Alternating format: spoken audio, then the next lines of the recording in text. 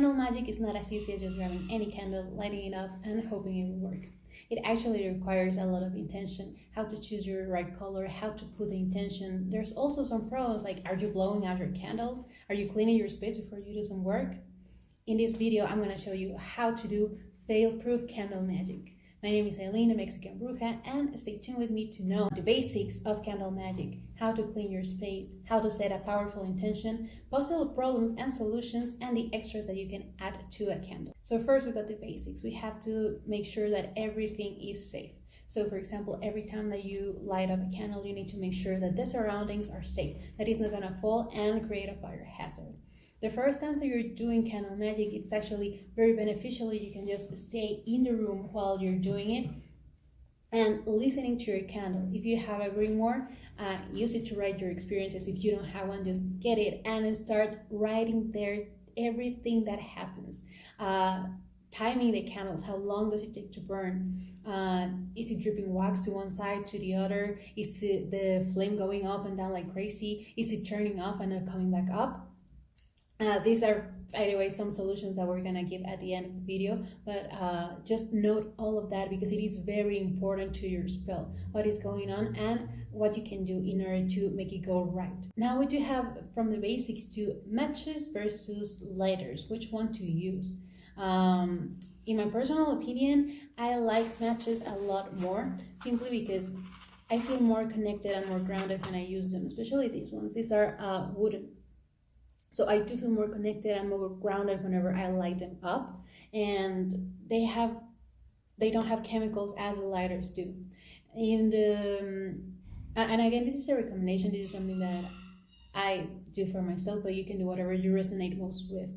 Now there's something called an eternal flame candle that is simply a candle that has not intention set on it.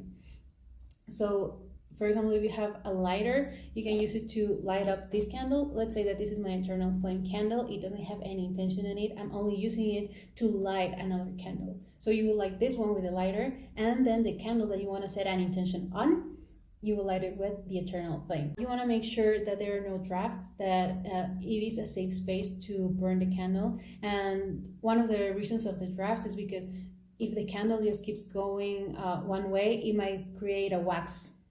And then this dripping, you might interpret as something else, when in reality it's just a draft. So it is important to be in a space where there are no drafts coming, where the candle is just free to be itself and to act how it needs to act.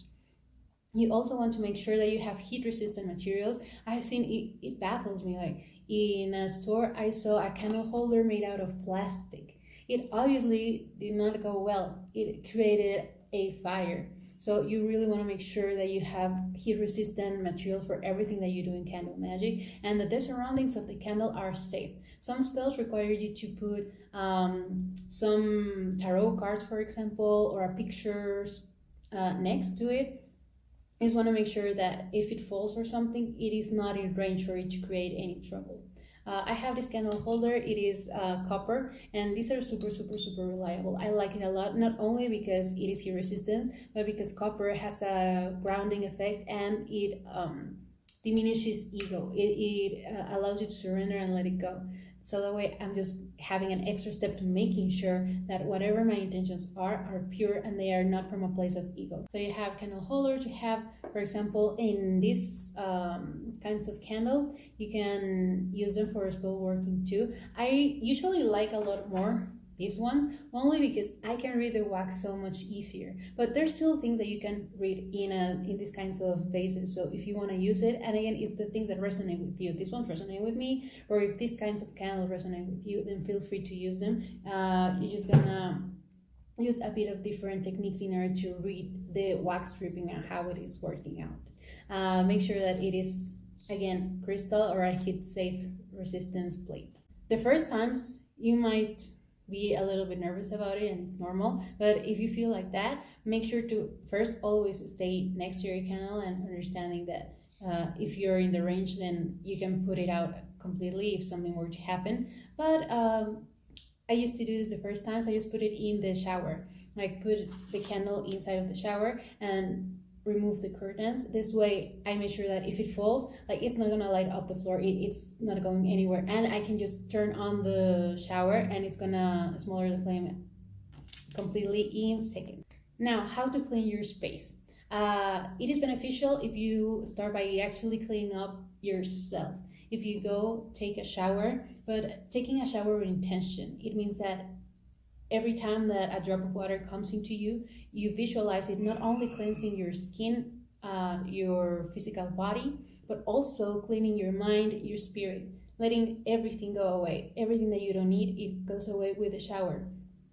Just turn it on and do that. You don't even have to soap or anything. It's really just an energy shower to go and cleanse, visualize how everything. Something that helps me a lot is to visualize a white light coming with the water. I just close my eyes and feel that whatever touches me is actually white light, and that everything that I have on myself that doesn't belong just goes away and it washes it away. This way we're getting ready to set our pure intentions that are coming with the most pure energy that we can harness. Also, you want to clean your actual space, like physically. A cluttered mind is the worst enemy of a spell because it requires a lot of intention. We're gonna go into that a little bit. That's super important, how to set the intention. But for it to be clear, it is best when you're working in a clean space where you have nothing else lying around. If you just have your tools, that's why we have as witches a designated altar or place where we do some of the magic that we perform. It can be anywhere, like literally your altar can be like a mini square as long as it is designated only for magic and it's always clean. That way you're not thinking of anything else. If you have even like a book or your cell phone lying around, it can be a distraction for the mind, and we need to have it as clear as possible. It helps if you put an incense or like another just aromatic candle that you like to set the mood. Anything that you can do to set yourself for success, then go ahead and do it. Now, to actually spiritually cleanse, we can use sage and Palo Santo. I always say as a rule of thumb that sage is the Clorox and Palo Santo is like the Fabuloso. So they both work, they do cleanse the space, but I prefer, and this is personal again, to first sage and then use the Palo Santo. And you can do everywhere, like you cleanse yourself with the sage, cleanse the table, cleanse the candle, and you do it by grabbing the candle and making sure that the smoke gets everything, every space of the candle. You want to move the sage in a counterclockwise position. Every time you want to deprogram something, it is counterclockwise. If you want to program something into it, then you're going to go to the other way, to the clockwise position. So you can do it with sage, Palo Santo, or even you could do it with incense. If you're doing it with incense, I would recommend that the incense is made out of copal or sage or Palo Santo, because those are like more cleansing agents. So if you don't have sage or Palo Santo, but you do have an incense, you can use it the same technique, just going counterclockwise and visualizing how it's removing any bad energy from anyone that has handled the instruments. That's why you cleanse it, because you don't know how many people has grabbed this, or the people that are just moving it from shelf to shelf, what is the energy that they're putting into it. You're just cleansing it to have a clean slate and to make sure that your intention is the only one that is working right now. And it's the same with candle holders.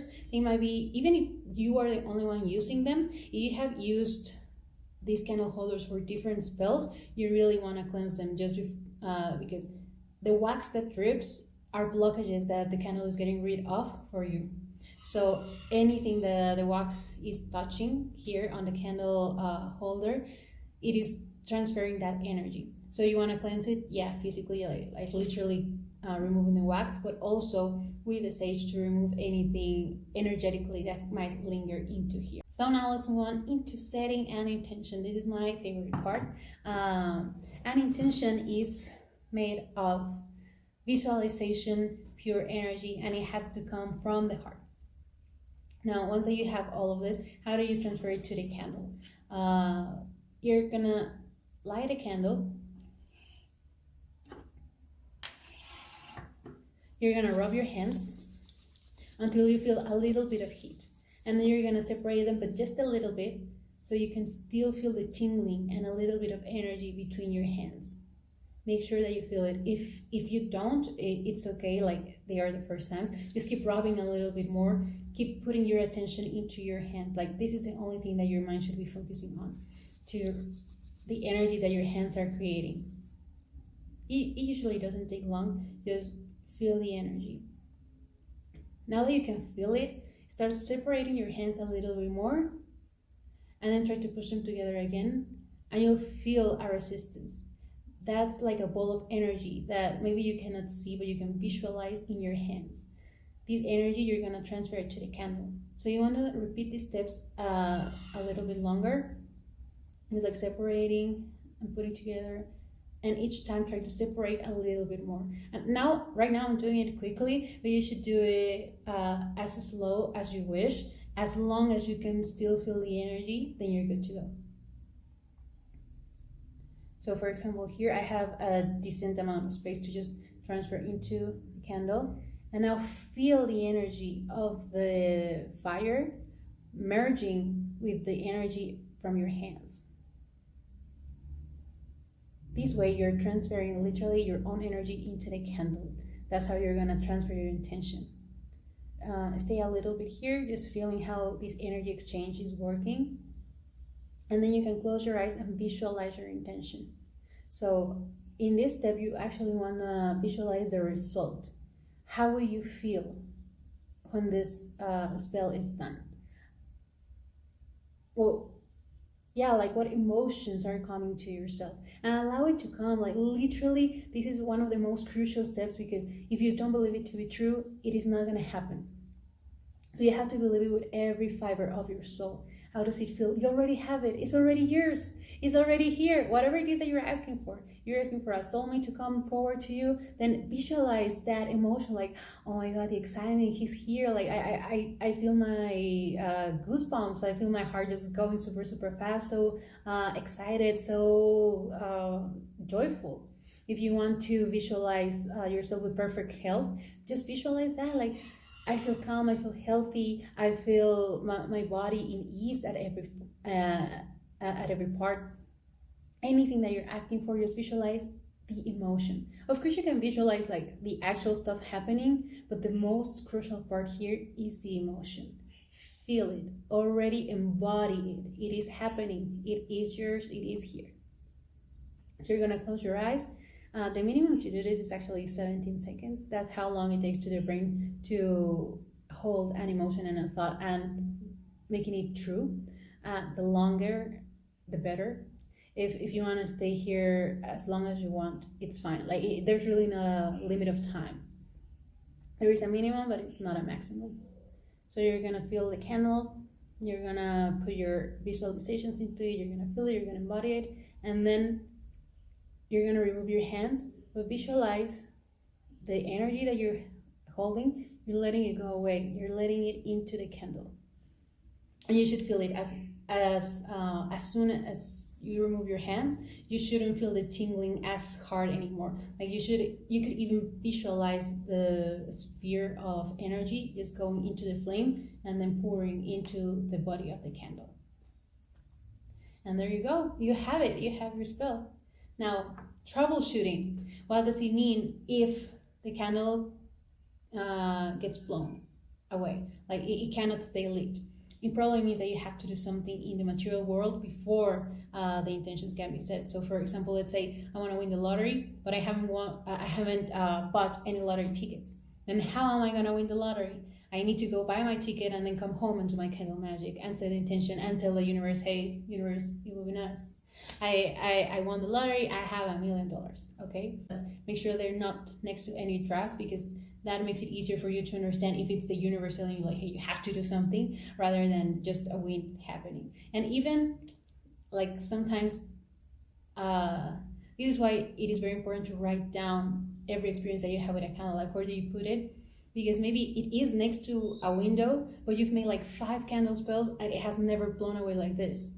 It's still the universe trying to tell you something and nudge you into the right direction to just do something else or do something different. Or maybe that's not the intention that you want to say right now. I'm actually gonna do a video about how to do a powerful intention, not only for candle magic, but like in general. If you wanna just set an intention for any other types of spells or like a mantra for meditation, subscribe so you can be one of the first persons to see how to set these powerful intentions and how to make sure that it is a pure intention and that it's coming from the soul and it's coming from your higher self and not from the ego. Let's say now, for example, that there's a lot of wax dripping, like it's insane sometimes, like a little drip, for example, like this one. It's normal, and it is telling me that, again, something, the candle is getting rid of for me. So in this case, I can read what it is about. But if you see a lot of wax, maybe it is beneficial to put another candle to support with the exact same intention, because it means that there's a lot of things that were in the way. The candle is helping, and it needs a little bit more of help. Now, what does it mean? For example, if you're using one of these, I have had some of them that explode. I actually had happened once here, but also in a retreat. And the one that happened in the retreat that I was giving was because there were simply a lot of energies that didn't want us to keep going with this. And what it means to when this happens is that you have to cleanse your space again. Everything. If you didn't the first time, you should cleanse yourself, you should cleanse the space, you should cleanse the candle again, and get support candles, because it means that there are energies that are working against ourselves. If the candle starts just dancing around, it probably just wants to catch your attention. The same thing if it crackles, it wants to catch your attention, and your guides are trying to communicate something to you. That doesn't mean that the spell is or isn't working. It just means that your guides have a message. So for example, if you hear the crackling, you could go and get an oracle tarot card, your pendulum, any method of divination that you want, and ask like, what is the message you want to give to me? Or you could just sit in silence and meditate and let the message come through. Again, however it feels best for you. If you hear it crackling or just dancing a lot, just catching your attention, that is what it means. Now extras, for example, if you want to add something to your candle, I always like to use olive oil, because that way I can put into the candle, for example, if I want to add or remove something. If I want to, let's say this is a blue candle, if I want to add harmony, if I want to add courage for my ideas, if I want some ideas to come through, then I would grab the olive oil in my fingers, and then from the base up, anoint the candle. And every time that I go up, it's like I am filling up myself with this intention, with this energy. And in the other hand, if I wanted something to get rid of, for example, say I have a black candle here, and I want to get rid of, I don't know, bad juju or bad karma or whatever, I would grab the olive oil, but this time I would anoint it from the top to the base. That way I'm getting rid of it, like I'm watching it just go away. And this is important, again, to just visualize all of this happening. You can add to this blend a little bit of essential oils, and they have different purposes, so stay tuned because I am going to make a video on that too. Which essential oil or herbs to use for each intention that you have. So let's say I have helichrysum here. So for example, this is to avoid hate, like if people is envy of you, or if you want to protect yourself and your energy, you could add the helichrysum. And for example, I would use it in the same example I gave you of the black candle. Now you can add, as I said, herbs, and there's two methods to do it that actually have worked for myself. You have always to anoint it. It doesn't matter if it's the olive oil by itself or if it's the olive oil with an essential oil. The thing is that it has to have certain viscosity of it so the herbs will stick. So here, for example, make sure that you grind them so they are very, very fine, and that you don't use too many because they are flammable. So use a little bit of them only.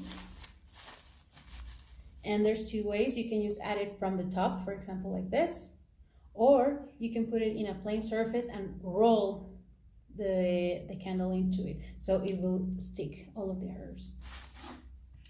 You can use also spices, let's say cinnamon powder or cayenne pepper or something like that. You can use it in the same two ways, just like putting it on top or rolling the candle. Another important thing to remember is that you can use shells or talismans. Again, just make sure that, for example, when I use them, I use this type of candle holders, and here in the rim I will add like salt, for example. If I want like an extra layer of protection, I just put a circle of salt on it. Or I could put the talismans, I could put some crystals that would aid into the intention. So let's say I have here a blue candle, let's say it's for communication. Then I could add turquoise or aquamarine, or some of the candles that would support this spell. And that way I'm just giving it the energy to keep going into the candle magic. And now you have all the basics to do your candle magic. The only thing missing here is which color can I use in order to match my intentions. And here I'm going to tell you a tip. If you don't have another color, just always go white. If you're unsure, go white, because this can absorb any kind of color. You can visualize. If a spell is calling you for a green candle, you can just visualize the green into the white candle. And if you don't really have like an idea of which color you should be using, again, you can just go with white, set the intention, and the white candle is going to take care of it and embody the color that you need it to be. But if you're still curious, check my next video and subscribe to be the first one to know how what color to use in order to match your intentions. This is playlist of spells that you can use, that you can actually keep going now that you're already set and initiated. And this is a video that YouTube thinks that you're gonna like.